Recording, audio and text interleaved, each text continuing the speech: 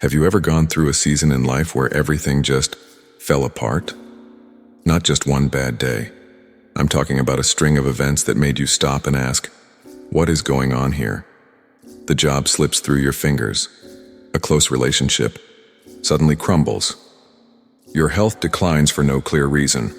And just when you think it can't get worse, something else goes wrong. Again and again. People around you say, that's just life. Maybe you're overthinking it. Just have faith it'll pass. But deep down, something feels off. Almost like this isn't just random.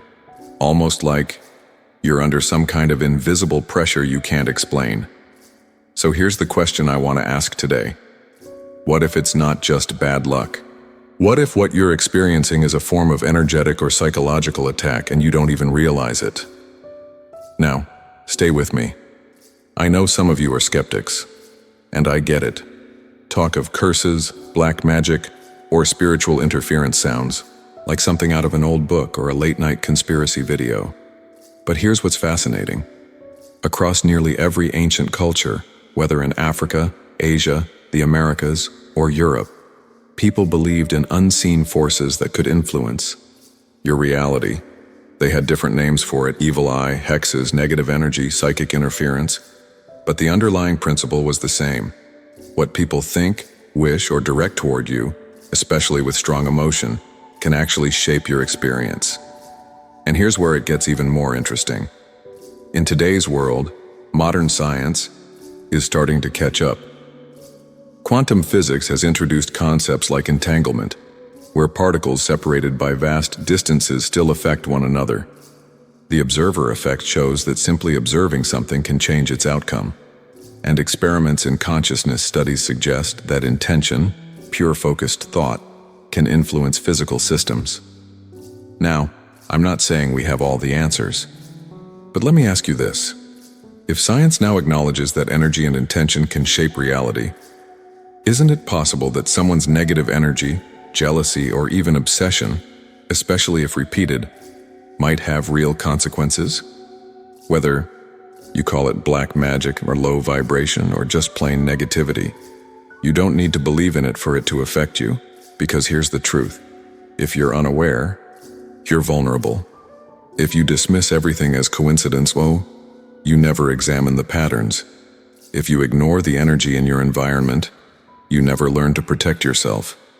And protection doesn't have to be mystical. It can be mental. It can be psychological. It can be stoic. The Stoics, yes, those ancient Roman philosophers like Marcus Aurelius and Epictetus, they didn't talk about black magic. But they did talk about guarding your mind. They did believe in the invisible effects of emotion, envy, and fear. They taught that your inner world must become stronger than any force from the outside. Epictetus said, "We suffer not from the events in our lives, but from our judgment of them." But what happens when your judgment is constantly being manipulated by others' anger, control, or unconscious projections? That's when we need to apply Stoic resilience to a deeper level, not just to survive hardship, but to recognize hidden harm.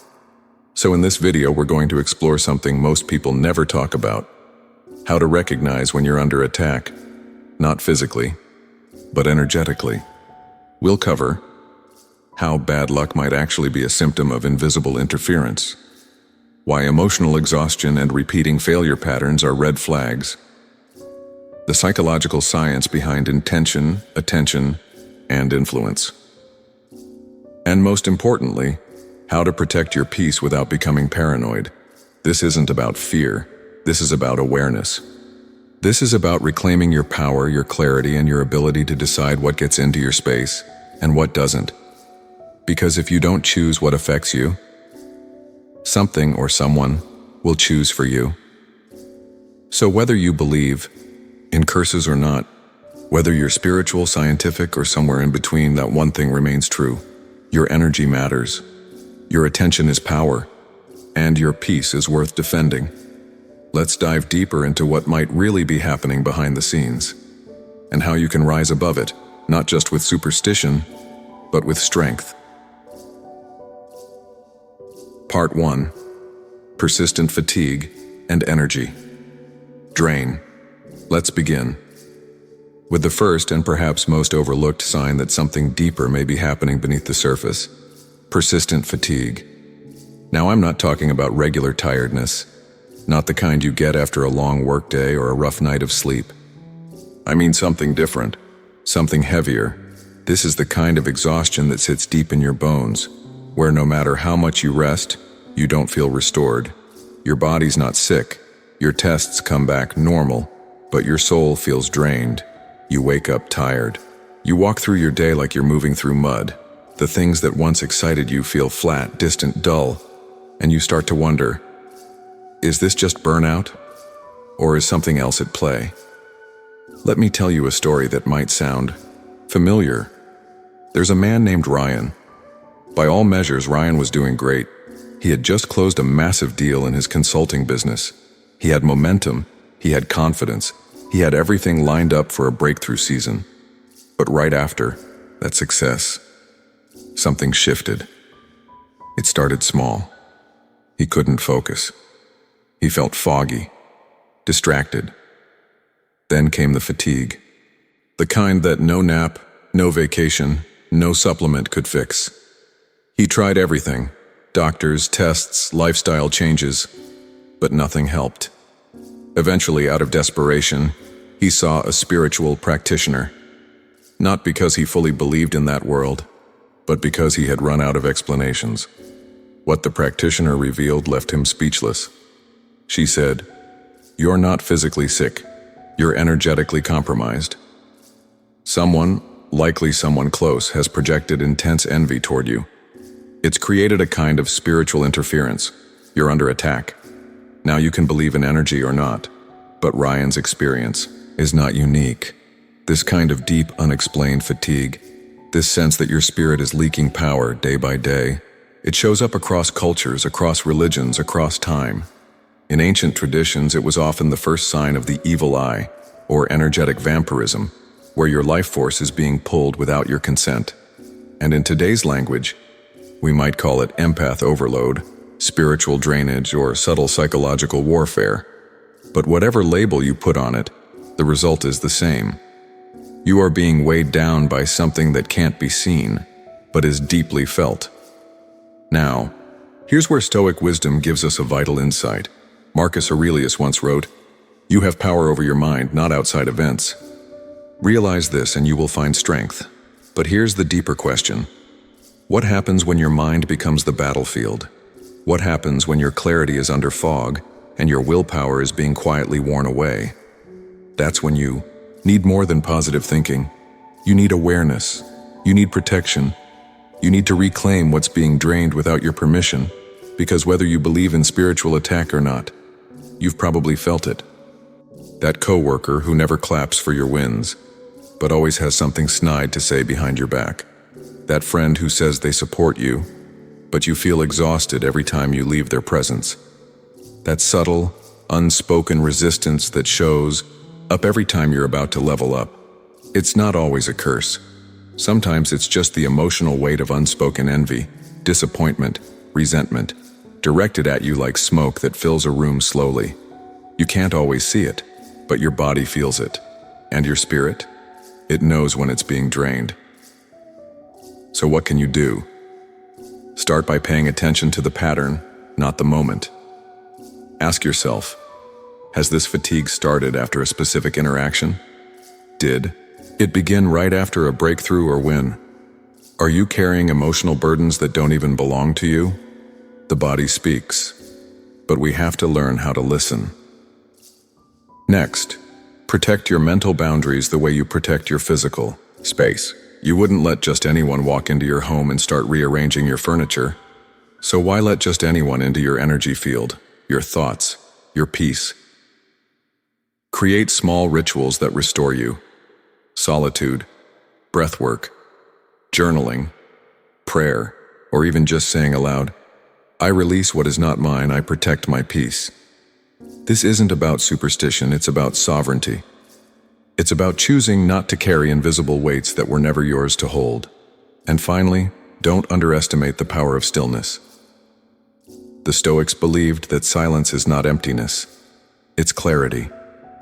And when you slow down enough to listen to your body, your mind, your emotional field, you begin to sense what's truly yours and what's been placed on you by someone else. Persistent fatigue is not always physical. Sometimes it's spiritual, sometimes it's emotional, and sometimes it's the warning sign that you've opened your door too wide and it's time to close it again. So if you're tired, not just in your muscles but in your spirit, this may be your signal, not to rest harder, but to wake up. Part 2. Sudden relationship breakdowns. Let's move to one of the most unsettling signs that you may be under a spiritual or energetic attack: sudden breakdowns in close relationships. We're not talking about slow drift or predictable fallout from conflict. We're talking about something sharper, quicker, and honestly strange. A best friend ghosting you overnight. A loving partner turning cold without warning. A sibling, someone who once had your back through everything, now suddenly distant. Even hostile, it doesn't make sense. There was no clear trigger, no betrayal, no blow-up. Just a slow unraveling, or worse, an abrupt collapse, and you're left wondering, did I do something wrong? Did I miss a sign? But deep down, a whisper in your gut says, something's off, and I can't explain it. That's exactly what happened to Denise. She was a trained therapist, logical, emotionally grounded, not prone to superstition. But within a single month, 3 of her most trusted relationships fell apart. Her romantic partner pulled away without a word. Her best friend stopped responding to texts. Her brother, who she'd always been close with, accused her of things she never said. Denise tried everything to understand it. She replayed conversations, questioned her tone, even blamed herself. But nothing added up. So, in desperation, she turned to something she had never considered before: energetic interference. And what she learned changed everything. The practitioner she spoke with told her this: when someone is under spiritual attack, especially someone growing, expanding, succeeding, the goal is often to isolate them, to cut off their emotional support system, because a person who's alone is much easier to weaken. Let that sink in. What if that sudden loneliness you're feeling isn't random? What if the rising tension between you and the people you love isn't just miscommunication? What if something wants to fracture your connections so you're left confused, unstable, and easier to influence? This isn't about paranoia. It's about pattern recognition. Throughout ancient traditions, there's a shared belief. Energetic attacks don't just target your body, they target your bonds.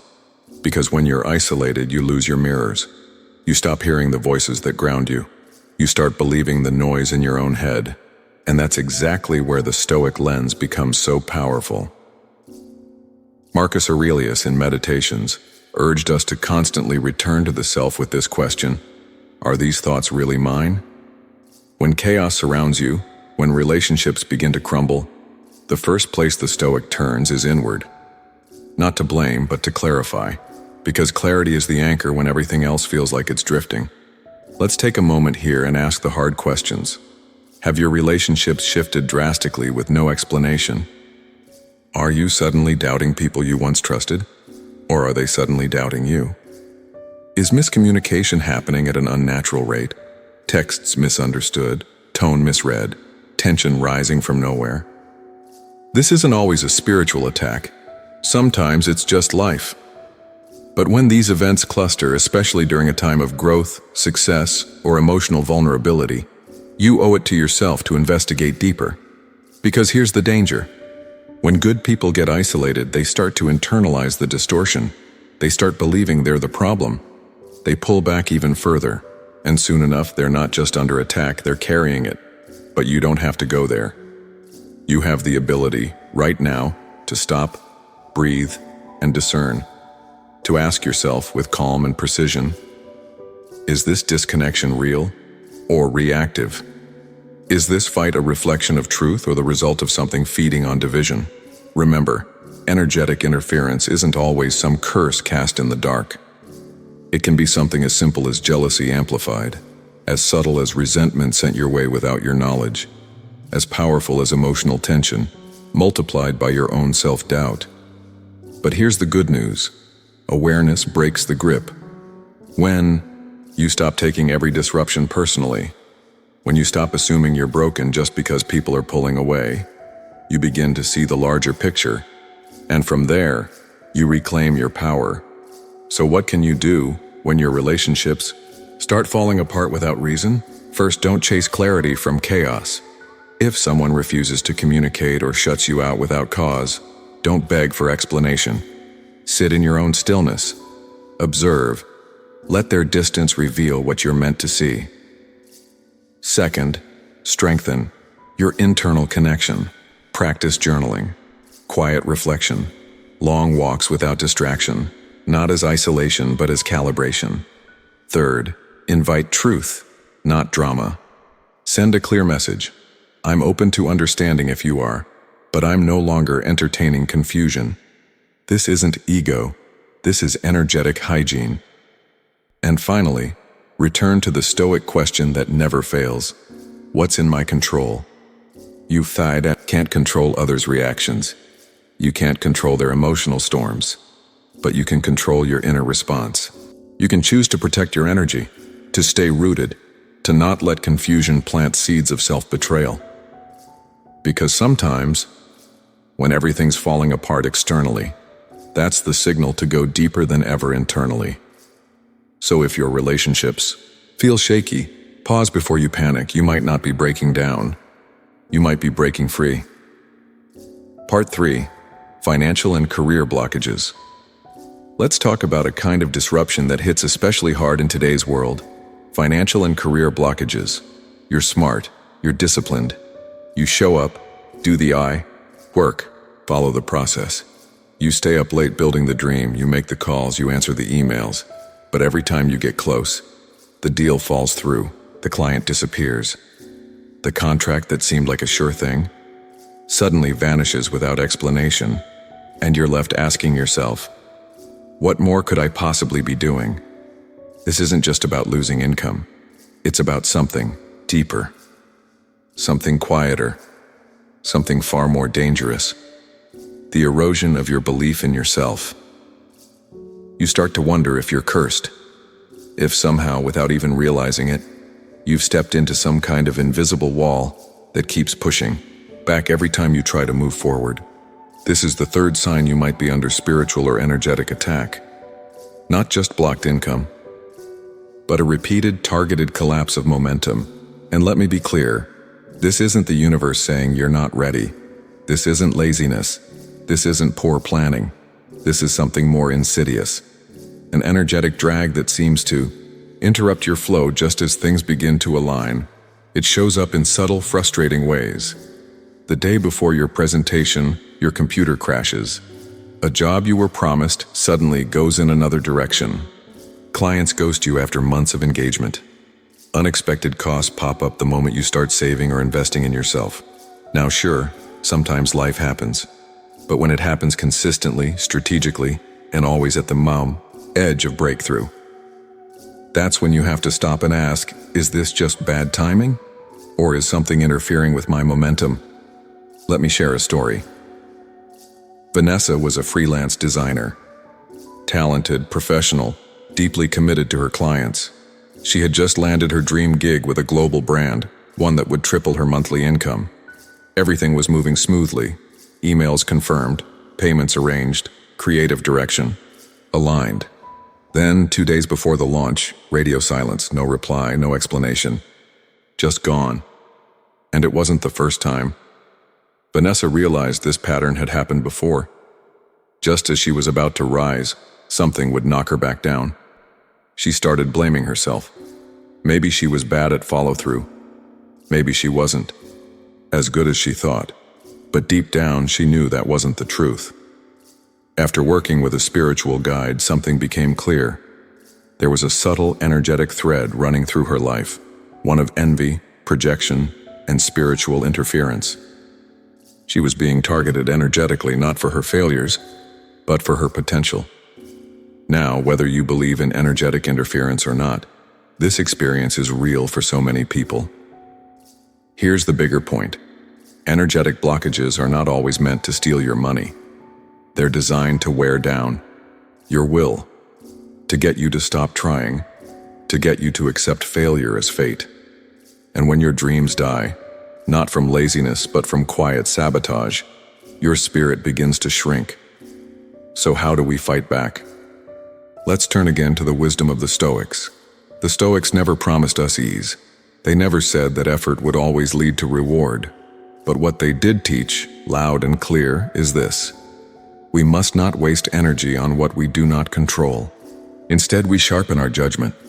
We master our response and we continue with discipline.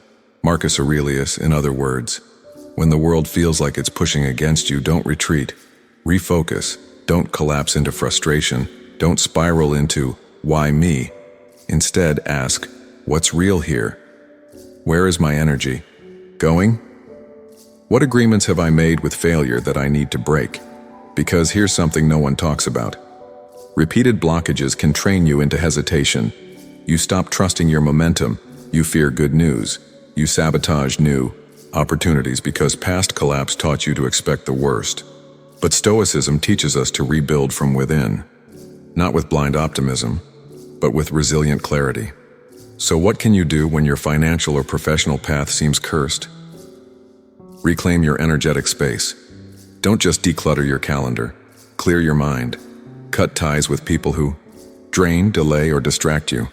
Protect your creative time like it's sacred because it is. Document your wins. Your brain will replay every failure on a loop, so counter it, intentionally. Write down what did go right. Build an archive of evidence that you are capable, competent, and committed. Speak your intention aloud. Yes, out loud. Not to the universe, but to yourself. I am no longer available for energetic sabotage. I trust my preparation. I welcome aligned success. Take stoic action, get up again. Even when the path feels blocked. Even when you feel watched, resisted, or exhausted. Because courage is the cure for interference. And your next move, done in full awareness and strength, might just be the one that breaks the pattern. So if things keep falling apart at the last minute, if money escapes you like water through your hands, if every time you build, something knocks it down, don't just work harder, work wiser. Look at the energy behind the effort, the people around your progress, the patterns beneath the surface. Because this isn't just about success, it's about sovereignty. And no one, no jealous voice, no hidden force, no silent saboteur gets to keep you from the life you are meant to create. Part 4. Nightmares and mental intrusions. Now we enter a darker space. Not financial, not social, not even physical. This one happens where no one else can see. Inside your mind. Have you ever had recurring dreams that shake you awake in a cold sweat? Dreams where you're trapped, being chased, watched, or frozen in place, powerless to speak, or move, or maybe it's not even the dreams. Maybe it's the thoughts you wake up with. Heavy, dark, intrusive. Thoughts that don't feel like you at all. And you wonder, why am I thinking this? Where is this coming from? Why does my own mind feel like a stranger? That's what today's sign is all about. Nightmares and mental intrusions. Because sometimes the battlefield isn't out there. It's right here, in your subconscious. And the scary part? It often starts when you're most vulnerable, when you're asleep. See, during sleep, our defenses drop. Our conscious filters go offline. And for those experiencing spiritual or energetic interference, this is prime territory for something called thought form manipulation. In simpler terms, it's when your mind becomes a canvas and someone else starts painting on it. You may not be possessed, you may not be crazy, but you might be open. Too open to energies, intentions, or unresolved emotions that don't actually belong to you. Let me share a real-world example. Monica was a school counselor, balanced, empathetic, spiritually curious but grounded. She never had sleep issues until she started mentoring a troubled teenager dealing with severe emotional trauma. Within weeks, She began waking up with vivid nightmares, dreams of being trapped in a windowless room, unable to scream. She dismissed it at first. Maybe it was stress. But then came the intrusive thoughts. Sudden waves of panic, a sense of being watched, even flashes of imagery she couldn't explain. The turning point? She started to question her own identity. Not in a philosophical way, but in a very real, very frightening way. She felt like her mental space was no longer her own. When she finally worked with an energy therapist, the insight was this: you're not going crazy. You've simply become energetically entangled with someone else's pain. You're carrying thoughts that aren't yours. Now, some of you might be skeptical. But whether you believe in energy fields or not, we all know the power of influence. Thoughts are contagious. Emotions are infectious. And when you're deeply connected to someone or even just emotionally exposed, you can start absorbing patterns that have nothing to do with your own truth. And this is where Stoic wisdom becomes your strongest shield. Marcus Aurelius wrote, "The soul becomes dyed with the color of its thoughts." In other words, what you think, you become. What you dwell on shapes your soul. So what happens when your thoughts are no longer fully your own? You become dyed in someone else's energy. You begin living out a story that was never yours to begin with. That's why mental intrusion is one of the most dangerous signs of energetic attack, because if you don't notice it soon enough, you start accepting thoughts that are actually invasive. You begin treating them like they belong, when in fact they're just visitors. So what can you do? First, pause before you believe every thought. Just because it's in your head doesn't mean it's yours. Ask, would I think this if I felt rested, grounded, protected? Is this my voice, or does it sound like someone else's fear, rage, shame?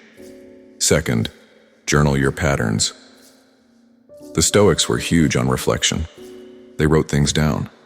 They tracked their emotions, their temptations, their mental noise. You don't need a fancy method. Just grab a notebook and write. What did I dream about last night? What intrusive thoughts hit me today?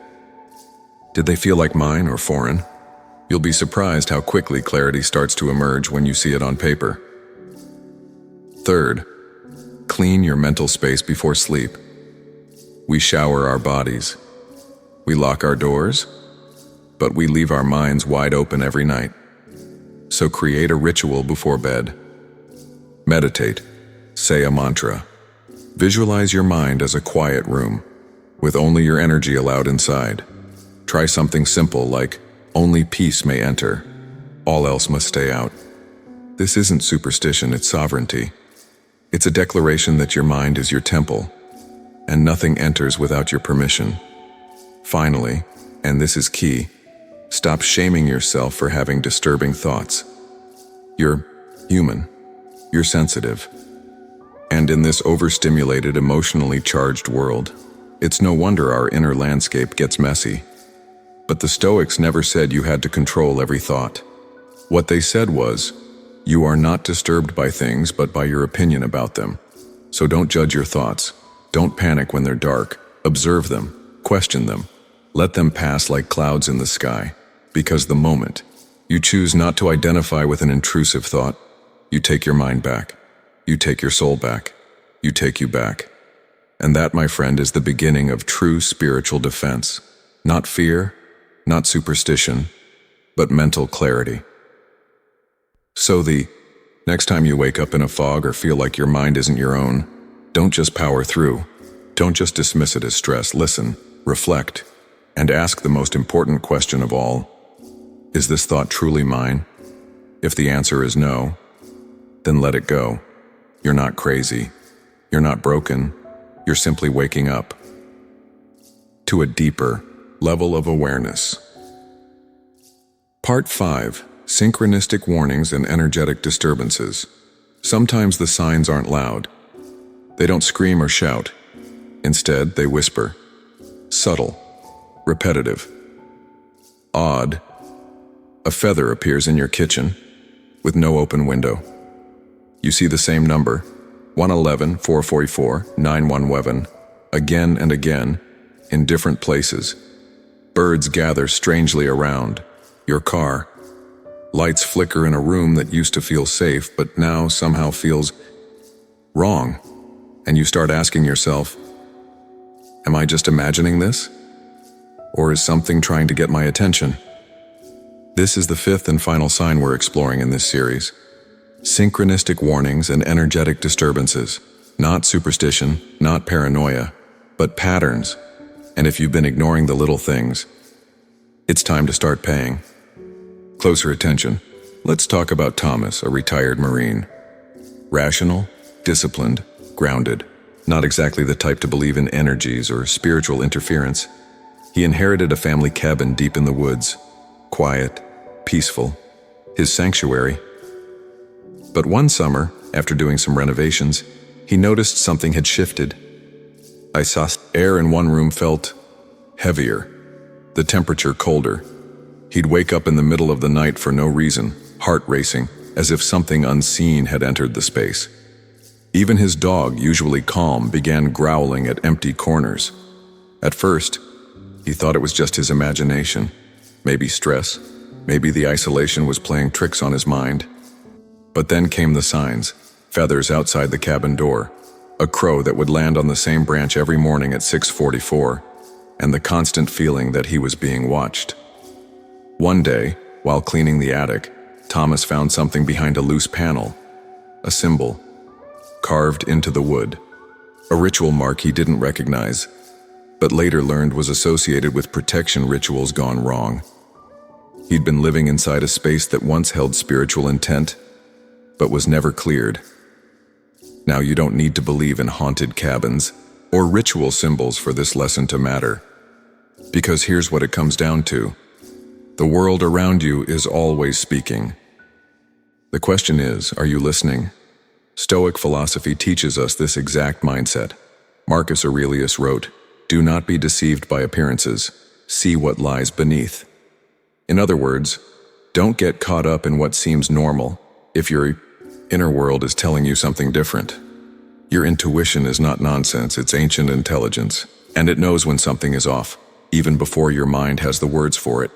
Synchronistic signs are often the first clues. They can be warnings, they can be confirmations, they can be invitations to pause and observe what's happening beneath the surface. Here are some signs people commonly report. Repeating numbers, 111, 222, 555, that seem to appear during emotional spikes, unusual animal behavior, especially fear, agitation, or repetition, electrical disturbances in one room of your home. A sudden shift in how a space feels. What once felt comforting now feels unsettling.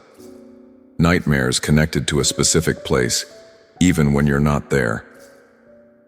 The key is not to react with fear, but with discernment.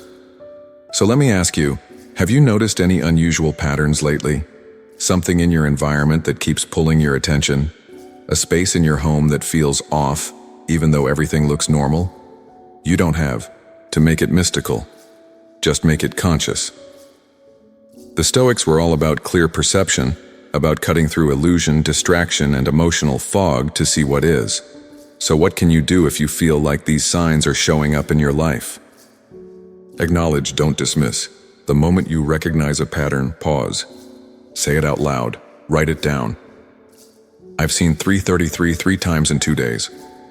This room makes me feel uneasy. I don't know why yet. Awareness is the first layer of defense. Clean the space, physically and energetically. You don't need to be spiritual to understand this. Clean the clutter, open the windows, let in fresh air, light a candle, play calming music. If you're spiritual, pray or set an intention. If you're not, just say, "This is my space. Only peace is welcome here." Clarity begins with claiming your environment. Observe without obsession. The point isn't to chase signs like a detective. It's to remain aware without being consumed. As Epictetus said, don't worry about what lies beyond your control. Focus on your role. So if something odd appears, notice it, but don't let it dictate your emotions. You are still the observer. You are still the gatekeeper of your own mind. Ask yourself the deeper question. What is this trying to tell me that I haven't slowed down to hear? Because sometimes, signs appear when you're about to make a wrong decision. Sometimes they appear when you're about to level up, and something wants to distract you. And sometimes they simply say, it's time to come home to yourself. So if your home feels different, if the world around you is showing you the same symbols, if your body tenses when you walk into certain spaces, don't brush it off. You don't have to fear it, but you do have to respect it. The world is subtle, energy is subtle, and your ability to notice may just be your greatest strength. So don't wait for something dramatic. Don't wait for proof that convinces everyone else. If you feel it, that's enough to pause. And if you're wondering whether you're imagining things, maybe, you're finally waking up. So now that we've walked through the 5 chilling signs of spiritual and energetic attack, let's ask the most important question of all. What do you do now? Because recognizing the signs is only the first step. Awareness opens the door, but action is what protects your peace.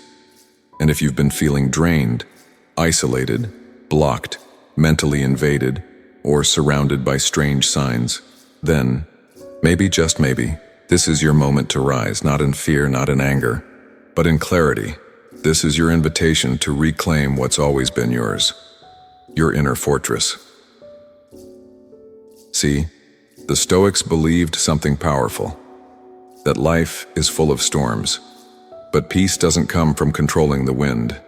It comes from anchoring. The mind, Marcus Aurelius said, you have power over your mind, not outside events. Realize this and you will find strength.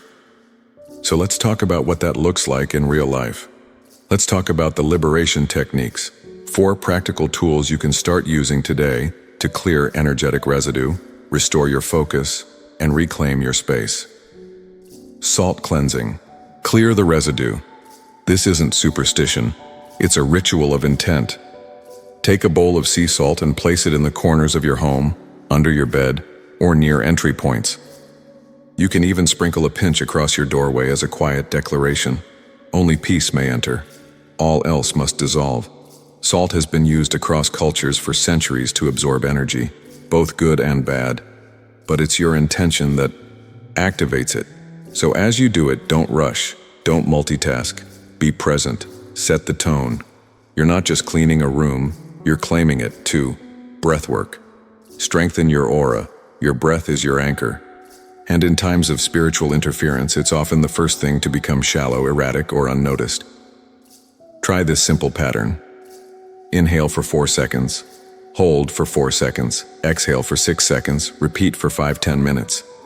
This rhythmic breathing doesn't just calm your nervous system. It grounds your energy. It reminds your body, I am safe, I am here, I am in control. And over time, it strengthens your energetic field, what some call the aura. So less can get in, and more can flow through you.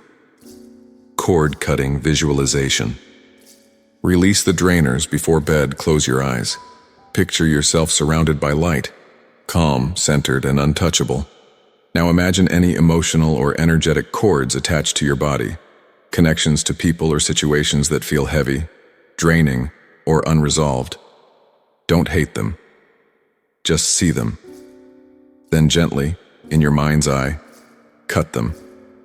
You might use a sword, a flame, or even your breath. As the cords fall away, say this: I release what no longer serves me. I return to wholeness.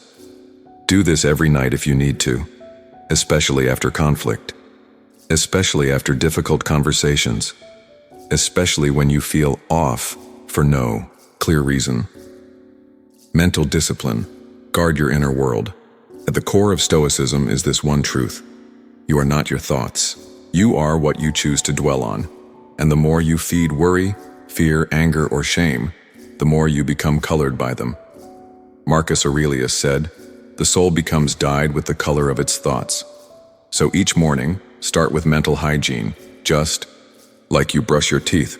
A moment of gratitude, one sentence of clarity. Today I will not allow illusion to rule my mind. A conscious thought of strength. I belong to peace, not chaos. This small ritual is not about toxic positivity. It's about intentional direction. Because if you don't choose your thoughts, someone else, something else, will. And now, we come full circle. You've recognized the signs. You've seen the subtle fingerprints of interference on your energy, your mind, your relationships, your opportunities. But here's what matters most. You are not powerless. You are not helpless. You are not doomed. You are a fortress, a temple, a flame that may flicker but will never go out. But here's the thing. Fortresses are not passive. They are defended. And peace, true, lasting peace, is not something you find. It's something you build.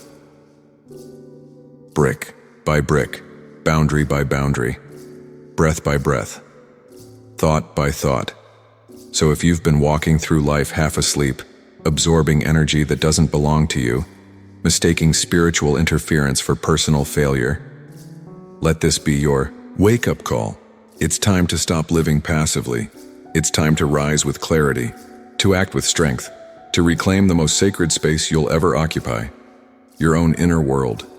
The world may remain chaotic, but you choose truth over illusion, clarity over confusion, and peace over everything. If this video spoke to something you've felt but never quite had the words for, you're not alone, and you don't have to navigate this journey in silence. Hit the like button if you've ever experienced one of these signs and finally feel seen. Drop a comment below. Which part resonated the most with you? What have you been sensing that others may have dismissed? Your voice might be exactly what someone else needs to hear today. Subscribe if you're ready to go deeper into clarity, protection, and mental strength. This channel isn't just about surviving, it's about reclaiming your power. Because in a world full of noise, your peace is your revolution. I'll see you in the next one. Until then, stay aware, stay strong, and above all, stay sovereign.